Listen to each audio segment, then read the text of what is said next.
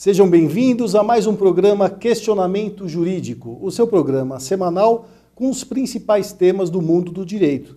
Acessem o nosso site www.bcctelevision.com e confiram lá vários conteúdos na área da política, da economia, do entretenimento. Eu tenho certeza que vocês vão gostar. E o tema de hoje é a responsabilidade civil do advogado e o contrato de seguro de responsabilidade civil profissional. E o nosso convidado, o doutor Eduardo Coelho, que é professor e advogado.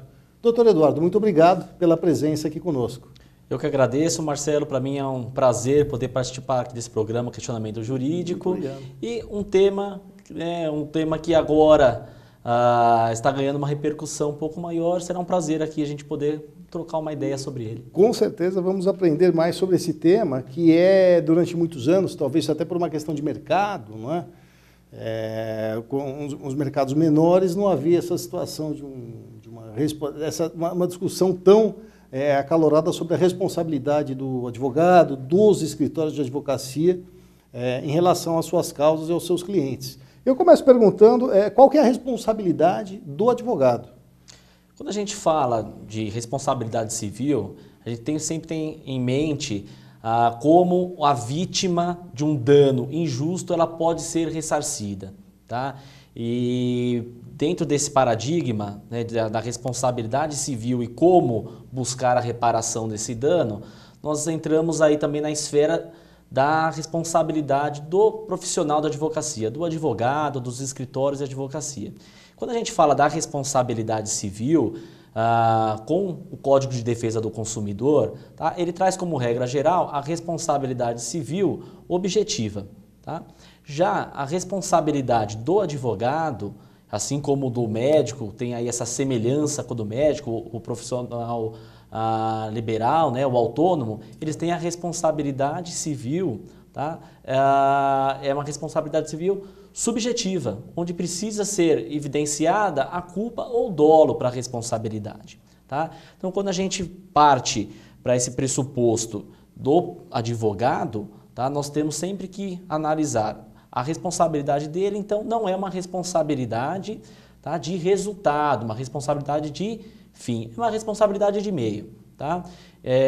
Assim como mencionado do médico, o médico também tem essa responsabilidade, ele não tem o dever, a obrigação, tá, de atingir aquele resultado. Tá? Com exceção aí do médico, cirurgião plástico, que ele sim, ele garante um resultado. Então, a responsabilidade dele é de fim, ele tem que atingir determinado objetivo. Tá? Agora, do advogado, quando a gente pega aí nessa questão, um ponto importante é a gente fazer essa ressalva, que embora a responsabilidade seja subjetiva, onde precisa estar evidenciada a culpa ou dolo, né, do agente, nesse caso, se o advogado ele atuar na área consultiva, na elaboração de contratos e pareceres, nesse caso poderá sim ser considerada a responsabilidade dele objetiva, ou seja, ele tem dever de resultado. Tá? Ele tem que atingir determinado fim. Diferente, então, de um advogado que, na atuação ou dentro de um processo judicial, ele não tem, muitas vezes, como garantir aquele resultado. Ele deve sim, e é um dever profissional desse advogado, estar atuando com ética dentro aí da linha, tá? Para que ele não venha a cometer nenhum erro. Mas ele não pode ser responsabilizado se lá no final do processo o entendimento do Poder Judiciário, o entendimento do juiz, não for favorável ao cliente dele. Ou seja, tudo que estiver na esfera de atuação desse profissional é questão de prazos processuais, escolhas de teses, enfim. Ele deve ser eficiente. O que não pode ocorrer, na verdade, fugir dessa esfera de atuação, de modo a gerar um prejuízo, aí, um dano irreparável para o próprio cliente. Perfeito. Essa é a responsabilidade do advogado. Né? Então, o advogado dentro de um processo, ele vai aconselhar, ele indica muitas vezes qual é o risco, qual a probabilidade de perda de um processo. Tá? Isso tudo ok, sem problema nenhum. Agora, quando esse profissional, e aí são falhas bem comuns, às vezes perde um prazo, não compareceu em audiência, acabou resultando numa revelia. São os casos, acho que, mais gritantes e mais conhecidos. Mais né? gritantes. É uma situação de revelia por perda do prazo, não comparecimento em audiência. Deixou de apresentar um recurso, tá? E vem aí a causar um dano para o seu cliente, ele poderá sim ser responsabilizado. Perfeito, doutor. Quais são os pressupostos da responsabilidade civil? Quando a gente fala de pressupostos da responsabilidade civil, de uma forma geral, e sendo aqui bem sucinto, tá? Nós temos aí a ação comissiva, tá? Ou omissiva do agente, nós temos a questão de culpa e dolo, considerando aí a responsabilidade subjetiva, nós temos o nexo causal e nós temos também a figura do dano. Tá? Então, quando a gente fala de nexo causal, é a ponte que se faz entre essa ação, tá? E o dano causado. Tá? Então, esses são os pressupostos principais aí da responsabilidade civil. Tá? Nós temos aí divergências doutrinárias, mas de uma forma bem sucinta e aí sendo a posição majoritária da doutrina, esses seriam os pressupostos. Perfeito. E sobre a questão da teoria da perda de uma chance, que é tão ventilada nos tribunais superiores, enfim, o que é essa teoria da perda da chance? A teoria da perda de uma chance, ela surgiu na França, tá? Onde na hipótese de ser tirada da pessoa, tá? Uma vantagem, ela possa se ressarcir disso. Tá? Então surgiu na França e aí os exemplos clássicos que nós temos é daquele corredor, né, até nas últimas Olimpíadas, que ele estava aí quase alcançando o resultado final, estava já há bastante tempo na liderança da prova e ele foi surpreendido pelo aquele padre. Quando ele o abraço, ele diminui, ele não chega a sair da prova, mas diminui a velocidade, quebrou o ritmo. Exatamente. Né? Então a probabilidade de ele conseguir o primeiro lugar e aí consequentemente a medalha de ouro era grandíssima. Né? Mas o que aconteceu? Nesse fato de alguém violar, né? Então ele perdeu a chance dele de atingir aquele resultado. E era uma chance futura, real e séria. Ele tinha muita chance de alcançar ali a primeira posição. Tá? E ele foi, infelizmente, ou posteriormente até ele teve um reconhecimento, acabou ganhando uma repercussão, mas naquele momento ele sofreu esse dano. Outros casos também, exemplos típicos, nós temos também aí, por exemplo, de um jockey, né, onde aquele cavalo considerado campeão, e por algum motivo o jockey não comparece na corrida, então ele frustra, tá? A expectativa daquele cavalo, que ele tem aí uma sequência boa, probabilidade altíssima de ser o vencedor, por ele não ter comparecido, acaba-se não tendo aí, frustra aquela expectativa. Porque há todo um preparo, seja do cavalo, do treinador do cavalo, do evento, há toda uma situação de mercado e de investimento e que ele, em razão de uma falha ali humana, pessoal, diminui a chance daquele investimento prosperar, daquele cavalo vir a correr, seria essa a situação, né? Exatamente. Ou até mesmo falando um pouco do advogado, onde numa demanda judicial que tem um entendimento já, uma jurisprudência,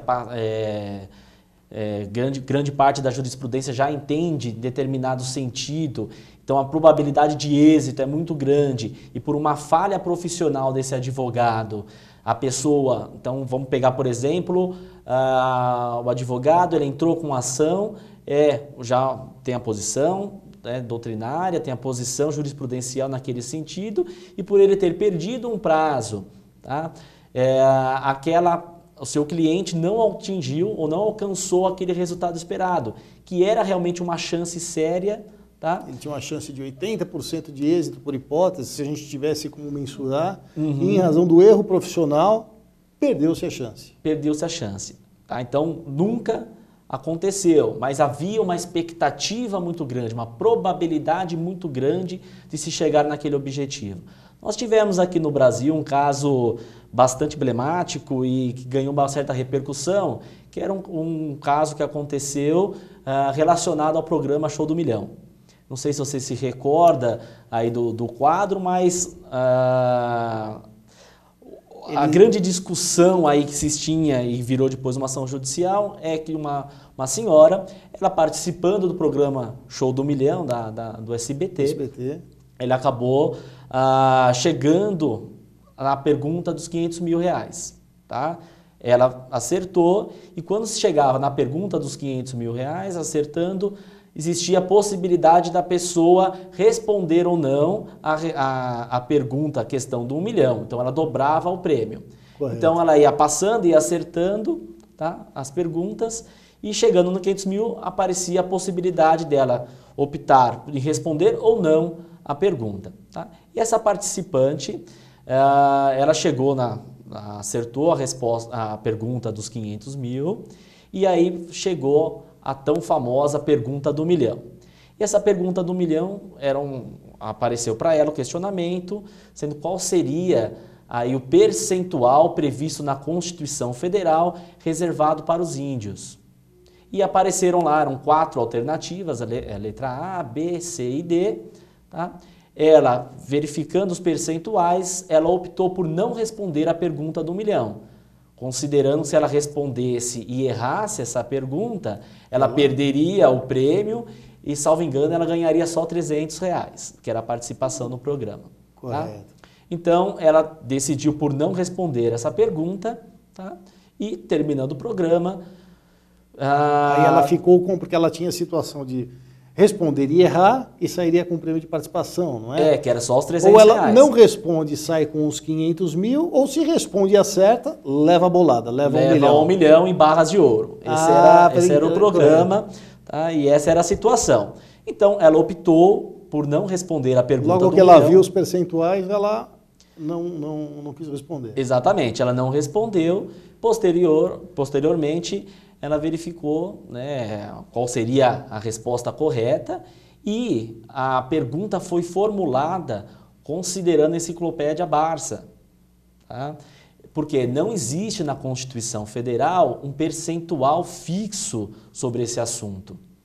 Então, correto, ela ingressou com uma ação alegando que, em razão dessa pergunta ser uma pergunta, né, até o que ela havia colocado, que era uma pergunta que eles tinham feito que era justamente para a pessoa errar. Então falou, olha, a pergunta que foi formulada não existia alternativa correta.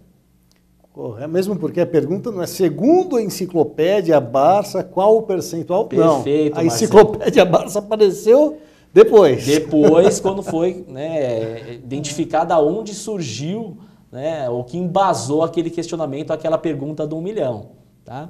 E a fundamentação foi a teoria da perda de uma chance. Foi a teoria da perda de uma chance. Ela falou, olha, não consegui, tá, ter aí a resposta, ou não ganhei o prêmio máximo, porque era uma pergunta que não existia uma resposta correta. Tá?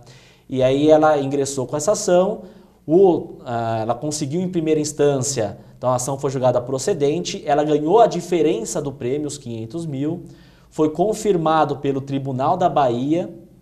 Tá? E quando chegou depois no STJ, o STJ avaliando o caso, considerou que, embora a pergunta realmente não houvesse uma resposta certa, mas também não era justo que ela ganhasse o prêmio máximo, considerando que a probabilidade de acerto ou de chance que ela tinha era de 25%, considerando que eram 4 alternativas. Tá? Então, diminuiu aí o valor da condenação para 125 mil.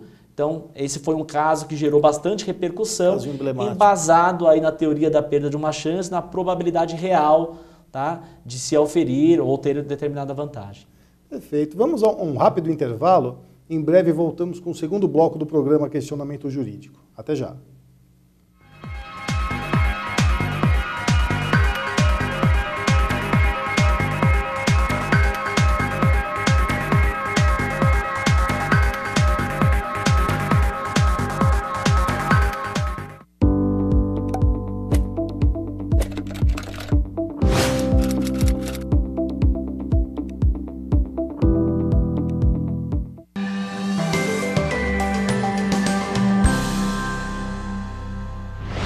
Olá, eu sou o Léo Noronha, coach de executivos, e esse é o nosso Minuto Performance.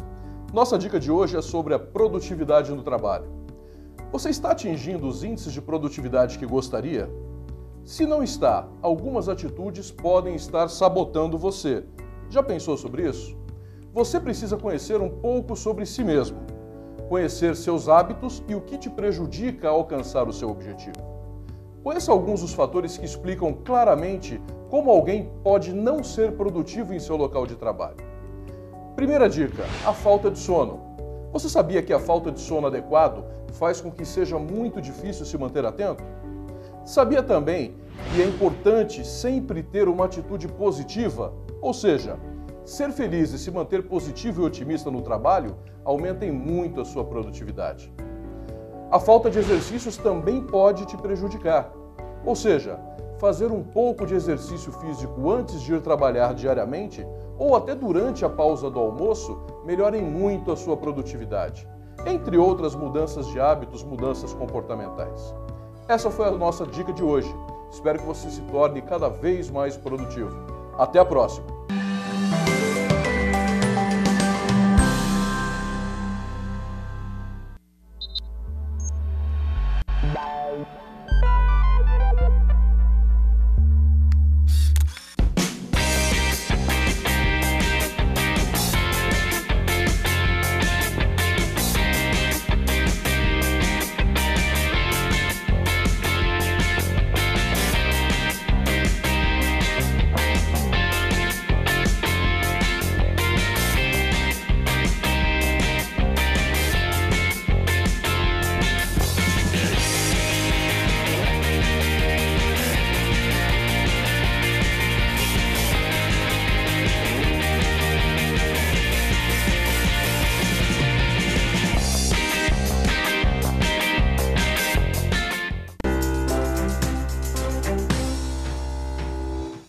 Olá pessoal, eu sou o Dr. Leonardo Lopes, sou médico geriatra. Queria conversar com vocês sobre a importância de uma especialidade médica voltada para o envelhecimento, para o atendimento das pessoas idosas. É bastante diferente do que um atendimento clínico geral, como vocês conhecem. Na geriatria, a gente tem preocupações no cuidado com os pacientes bastante diferentes do que com o atendimento de um adulto. Vocês vão ver que é muito mais frequente que aconteçam problemas de memória, pessoas que têm problemas com o uso de certos medicamentos, chance da pessoa ter quedas, problemas relacionados com incontinência urinária, muito frequente pessoas que têm depressão, e todos esses fatores eles estão relacionados com as doenças, com os problemas de saúde e com a prevenção que a gente tem que fazer. Então ficar bem atento, porque o atendimento da pessoa idosa não é somente o atendimento de um adulto que está com mais anos, ele é um atendimento especializado.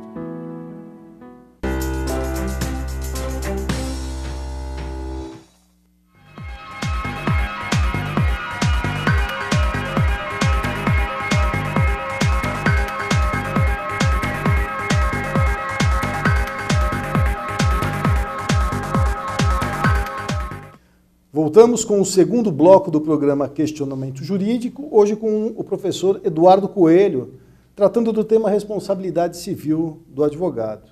Eduardo, falávamos da teoria da perda de uma chance, né? Nos tribunais brasileiros, como que vem se trabalhando essa questão da teoria da perda de uma chance?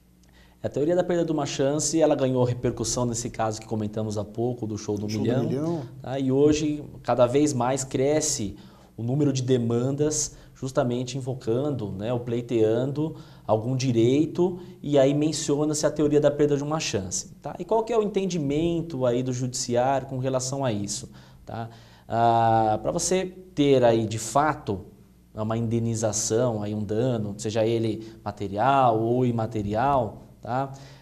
Quando a gente tem essa parte de indenização, precisa tá muito bem comprovado que existia uma probabilidade séria, justa, real de se alcançar aquele objetivo. Tá? Então não é uma mera perda de uma chance qualquer, não, tem que ser uma chance séria.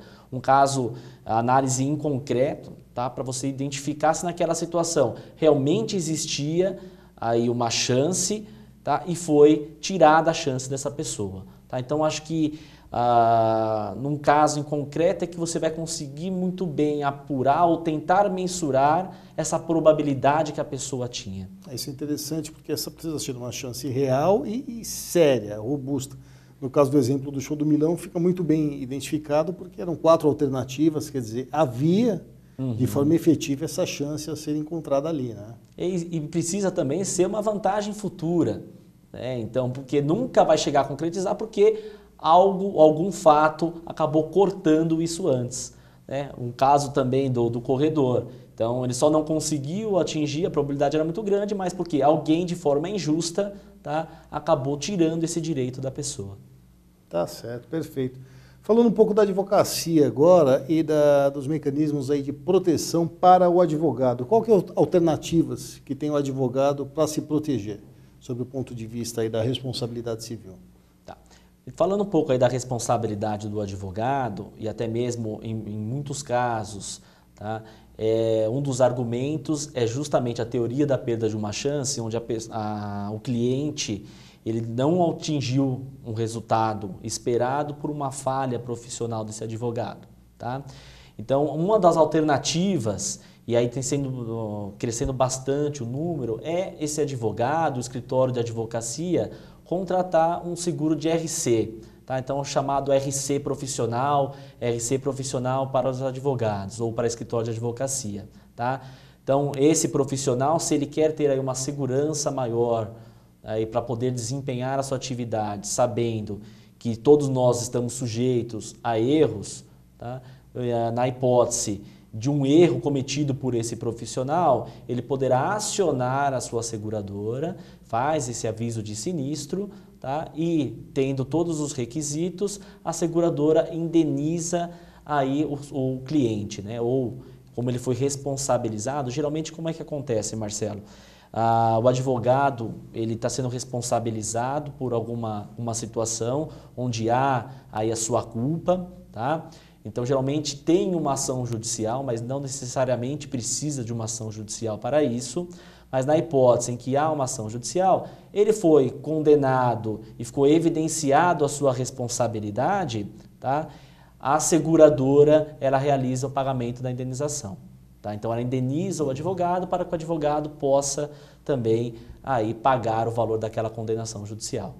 Eu queria que você explorasse um pouco mais essa questão do seguro. Ele é realizado em sentido lato? Por exemplo, um advogado ele contrata um seguro RC para a sua clientela ou ele precisa ter um cliente em específico que está o seguro vinculado a uma determinada empresa, um escritório a essa empresa, ou o escritório pode ter o seguro para os seus advogados, ou o advogado que eventualmente trabalha sozinho, ele pode ter um seguro desse para os seus clientes? Como que funciona essa relação? Marcelo, nós temos aí alguns produtos de seguro em companhias, né, em seguradoras, cada um tem aí a sua peculiaridade, tá? Mas esse advogado ou esse dono de escritório, ele pode contratar, então ele contrata para o cometimento aí de uma falha dos seus profissionais ou uma falha dele mesmo, tá? Então ele contrata para que no caso de uma falha dele, ele possa ter condições de ressarcir aí o seu cliente ou até um terceiro em que ele tenha cometido algum tipo de dano, tá? Então, ele pode procurar aí um corretor de seguros, né? E aí uma seguradora, ver qual produto de seguro para ele é melhor e ele vai contratar. Então, ele vai definir dentro das condições, lá na proposta de seguro, ele vai definir qual que é o valor de IS, que é a importância assegurada que ele quer ter, tá? É muito comum hoje em dia empresas, principalmente empresas multinacionais, O valor da causa. Dependendo do valor da causa, da demanda, então esse escritório que ele quer entrar numa empresa, ele quer ser prestador de serviço, é exigido dele que ele apresente uma apólice, tá, de RC profissional, onde aquela empresa que está depositando a confiança e se por um acaso esse escritório, esse advogado, vir a cometer algum erro e causar um dano a essa empresa, ele tenha condições suficientes para ressarcir, para garantir o prejuízo causado. Tá? Então é muito comum quando esse profissional ou esse escritório oferece o serviço, ele já menciona, olha, inclusive eu tenho uma apólice de RC profissional para cobrir eventual falha, eventual dano causado tanto para a empresa como para terceiros. Tá? Então é bastante comum isso hoje, Marcelo, esse tipo de mecanismo. E essas seguradoras são bancos, as instituições financeiras, via de regra, todos operam esse tipo de seguro ou não? São algumas empresas em específico que trabalham com um seguro RC? A grande parte das seguradoras, quando a gente fala das seguradoras de pontas, todas elas têm aí o seguro de RC profissional. Tá? O RC profissional para advogado, para médico é muito comum, vem crescendo bastante. Inclusive, nós como advogados, vira e mexe, nós recebemos aí aqueles e-mails, tá, onde tem aí via corretor de seguros, sempre vinculado aí à base da OAB, tá, e aí eu venho ofertando algum tipo de seguro de RC profissional, justamente para dar esse conforto, essa segurança para os advogados. Então, sempre está vinculado a alguma seguradora. Mas aí o advogado, ou o escritório, ou o interessado, ele pode procurar um corretor que atue nessa área e ver também dentro das companhias seguradoras qual é aquela que melhor atende à sua necessidade. Tá? Lembrando que cada produto às vezes tem uma questão, uma peculiaridade, então no caso também específico, cabe a esse advogado solicitar ao corretor que faça, que verifique no mercado qual a melhor condição. Então, nem sempre o melhor seguro é aquele que está com o melhor preço. Não. Então, às vezes, se eu quero ter a segurança, então, um dos aspectos é justamente ver qual que é a importância segurada, quais são as coberturas, quais são os riscos excluídos. Periodicidade, enfim. Então, periodicidade, tudo isso é importante para poder também verificar qual é a melhor apólice para dar essa cobertura e tranquilidade para o advogado dormir em paz. Em paz, com certeza. Eduardo, eu queria imensamente agradecer a tua presença aqui conosco. Infelizmente, nosso tempo chegou ao fim, mas muito obrigado pela exposição e pela apresentação desse produto que, como bem colocado por ti, é de suma importância até por uma questão do advogado não só dormir tranquilo, mas isso gera uma segurança para a economia como um todo, né? Marcelo, eu que agradeço a participação. Para mim foi um prazer enorme estar aqui, poder conversar um pouquinho mais com você sobre esse assunto. É um assunto que vem cada dia sendo mais discutido, né? E poder contribuir um pouquinho, essa minha contribuição. Foi um prazer imenso estar aqui nesse bate-papo. Muito obrigado. E continue a nos acompanhar nas redes sociais, www.bcctelevision.com. Tchau, até a próxima.